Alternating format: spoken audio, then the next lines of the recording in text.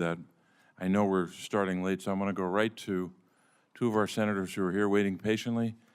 Senator Scott of Florida.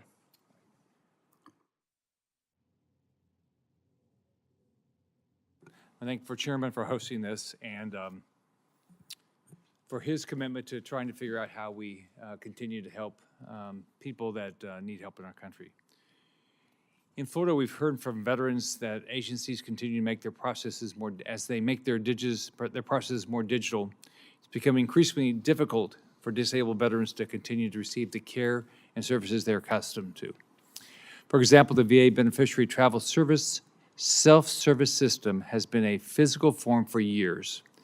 VA Form 103542. And as the VA made the program digital in July 2020, we have veterans who are being told they cannot file this form in person, yet are unable to use the online BTSSS process portal for a variety of reasons, including disabilities that inhibit their ability to use the online system, and they're suffering from not receiving their benefits in a timely manner. Clearly, I think all of us would agree that's got to get fixed. Our nation's veterans deserve the highest quality service we can provide. I'm proud to join Chairman Casey on a common sense bill, the Veterans Accessibility Act, to ensure that the VA and all of its services are accessible for individuals with disabilities. And I want to thank the chair for doing that. Giving veterans and people with disabilities a voice to improve accessibility at the VA is at the core of this bill and central to ensuring that no one is left behind. So I've just got a few questions. What are you doing? What are y'all doing, and what should we do to improve accessibility to? And our improved accessibility does not negatively impact the user experience and participation of people with disabilities, older adults, and veterans in government services. And there's no order. Whoever feels comfortable going first. Okay, it looks like you're going to go first. Yep, Senator Scott, thank you for the question and the comments. So Service Oklahoma, we're clearly in our infancy as we've been offering services to the citizens of Oklahoma for a little less than a year now. I think when we view a specific population group like veterans, for example, I think we look at it from two different components. I think number one, we look at it from the individual products or services we provide and how can we make sure that those are accessible and meeting the needs of that population. And so just to give an example, we inherited an online renewal for a driver's license. And as we decided to work through redesigning that product, we found a couple of things. Number one, we wanted to make sure that we made it more accessible and simplified for all citizens. So we decreased the number of steps from 31 to 14. But I think the second thing that was really important to us is the previous process. If you're a 100% disabled veteran in the state of Oklahoma, you actually receive your driver's license at free of charge, no charge to that citizen. But our online product actually didn't have a spot for you to check a box or to be eligible, to show that you're eligible to get that transaction for free. So we were requiring those veterans to actually pay for the transaction, pay for the driver's license, and then they had to depend on our finance group to go through the process to go back and refund that dollars to them whenever they actually felt like they could get to it. So obviously, like those rebates they suppose they're going to send to you, right? Yeah, exactly. One of those mail-in rebates that you never get. Exactly. So we really wanted to be sure that we added that eligibility so that they could have that digital product at the service level that was promised to them of actually getting that free of charge. So we've made that improvement as we redesigned the product. And so that's an example at the individual product level. I think from a population as a whole perspective, in the state of Oklahoma, there's a variety of different organizations that offer benefits or services to veterans specifically, and obviously other user groups. And so in our mid to long-term plans, what we really want to do is centralize those locations of those services so that a veteran doesn't have to sit there and try to guess which agency provides which benefits or which services, and also have an idea of what services are actually available to them. And so we want to put that in a centralized location, really design it around what their tendencies would be as an actual user or as a customer, and also based on their actual persona, so what actually might be eligible to a 100% disabled veteran, as an example. And so really, we want to be sure that we're trying to alleviate those frustrations, increase that experience, but also make it a lot more accessible to those veterans and all citizens in Oklahoma so they have an idea of what services are available and how to actually achieve those services. Okay. Anybody else? Ms. Osman, would you like to say anything? Thank you, Senator, for the question. I can speak about individuals who are veterans who are blind, and in terms of the, many of them have lost their sight in service to our country. When they come back, though, there's such a digital divide because they have, prior to losing their vision. They had relied on it, and if they did have access to technology or they used technology, it was very visual.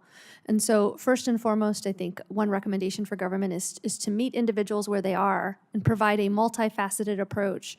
We certainly do not support the elimination of paper-based applications or the elimination of in-person submission, because some people are always going to need that.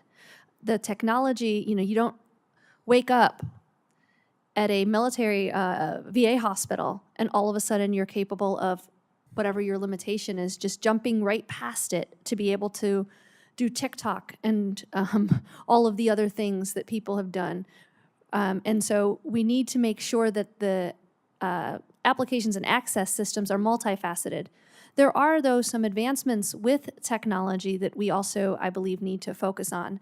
There are things like, think of your smart speaker.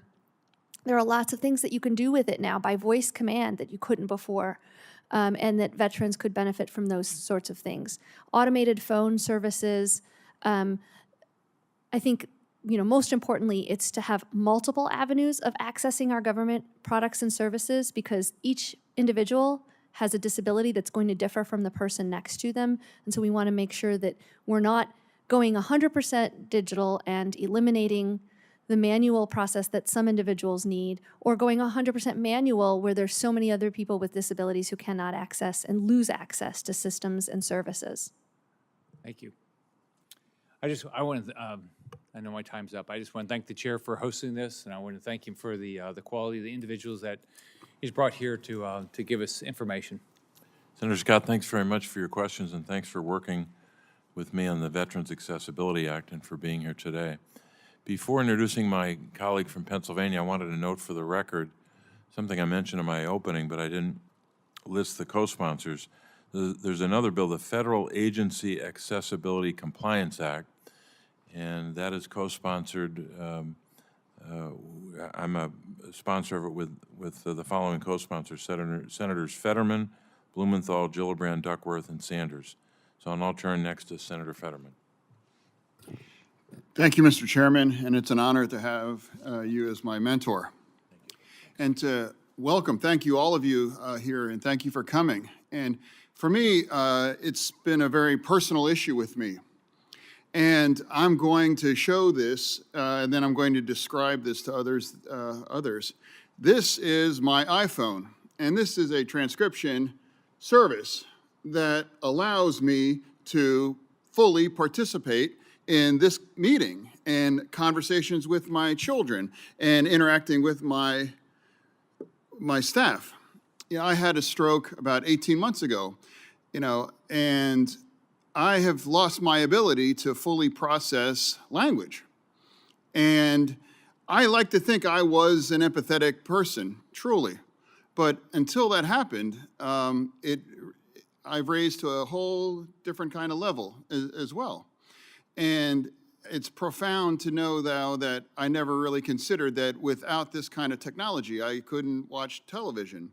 And I can't imagine if I didn't have this kind of a bridge to allow me to communicate with other people effectively. And, because I live in a political environment, I was ridiculed and made fun of because I wasn't able to process things sometimes or say things. So I'm so sorry that I'm sure many of you had to go through this kind of thing. I was lucky that I was lucky enough to go through my life, the vast majority of that, without this kind of disability that I have. But again, I can't imagine and how the challenges, and I admire everyone that has to kind of live with these kind of struggles and prevail over them. And the questions that I have is really more of an open-ended kind of question to everyone on the panel. How can we become more empathetic, more responsive, and more effective senators to provide the kind of support and services that anyone in these communities deserve to be a citizen here in our nation? Mr. Westbrook. Yeah, I think it just takes political will and, the will to become accessible. It takes making it a priority and just deciding that it's going to be a priority, like Ronza was saying earlier, and on the same level as security and privacy and all that kind of stuff. Accessibility just needs to be another part of doing business, as I mentioned in my testimony this morning. We wouldn't think about building a building without putting in a ramp, to get into the building now. But now we need to think about building websites and digital technologies to make them more accessible. Thank you. May I? Thank you for the wonderful question, Senator. First of all, I would say hire a person with a disability on your staff. Bring somebody in who's going to interact with you, because as they spend time, not you personally, so thank you very much for your vulnerability and authenticity there, but in general to the members of Congress and lawmaking bodies across the country, hire people with disabilities so that they can share their lived experience, and so you can observe the challenges and struggles that they are experiencing. If, for example, they have a deliverable that they are responsible for bringing to you, and the reason why they're not able to complete that deliverable is because there was some technology upgrade or a patch or a security update that broke the accessibility of the whatever platform they were using, and now they're struggling to provide it to you, there's nothing wrong with how they, their ability to deliver on what you ask them to do. The obstacle is the technology broke or is broken. And so becoming more empathetic, I think, requires exposing yourself and yourselves as a body and individuals to individuals who are experiencing those challenges, and then not looking away, and then listening to the community tell you how to solve the problem, listening to those individuals. The census says that 25% of the United States population has a disability. That number is growing. It's continuing to grow. And so think about that. If in your family there's 4 of you, 1 of you is likely to have a disability right now, and probably close to 2 of you will in the next 15 to 20 years. And so, listen, observe, and experience. And because we're humans, we're going to learn from the people around us. We're going to watch it in the interaction with people we love, or people we trust, or people we respect, and that's going to make a tremendous difference. Mr. Chairman, may I request an additional? Please, Mr. Doyle, please continue. Senator, thank you for the question. In an effort not to repeat some of what my peers at the table have said, I think for us, I think it's especially when it comes to technology is always evolving. And so I think whatever solutions we have in place today, or whatever we're talking about today, is going to be very different several years from now. And so I think having an approach of continually getting feedback, continually listening to those with disabilities, and how can we make sure that we're offering accessibility to all services as technology continues to evolve, I think is key. And so I think we take that approach every single day, is that our products today are going to be very different than our products 12 months from now, 18 months from now, et cetera. And so I think having that mindset that whatever we're talking about today needs to have that continued dialogue and have that be an ongoing conversation, because especially with technology, this is going to look very, very different in the years to come. Thank you, Senator, for your statement and your question. I 100% agree with Ronza. It's very important that we listen to and engage with people with disabilities. And one of my close friends and proud self-advocates says, when you meet one person with a disability, you have met one person with a disability. So engaging a wide array of people with disabilities and people with the same disability, they're all going to have various lived experiences that can inform and shape how we create policy and accessible technologies. And that's very important for us moving forward. Thank you. Thank you, Mr. Chairman. Thank you, Senator Fetterman, and I want to commend Senator Fetterman's statement about his own personal experience, just like I commend and salute the personal testimony of our witnesses. Nothing is more powerful than personal testimony when it comes to matching someone's lived experience with public policy changes that we seek to enact into law. And sometimes that, most of the time that comes from witnesses, but sometimes it comes from a courageous senator who is willing to talk about the challenges he faces and what he's doing every day. So we're grateful for his personal witness here today. We obviously have more questions, but because of our interlude, as grave as that moment was to be with President Zelensky, I know that it didn't allow us to have more questions, but we can follow up with our witnesses to get more information. But each of you have helped us in this hearing today when we learned so much about the importance of accessible technology for people with disabilities as they seek to access government services and information. This is a very timely issue. Every level of government now uses technology, as I made reference to earlier, the front door for programs and benefits. Accessible government websites, apps, and other technology are critical for people with disabilities who need access to veterans benefits, or to read a bus schedule, or simply to pay their taxes. America's population is aging rapidly, and older adults are more likely to have a disability.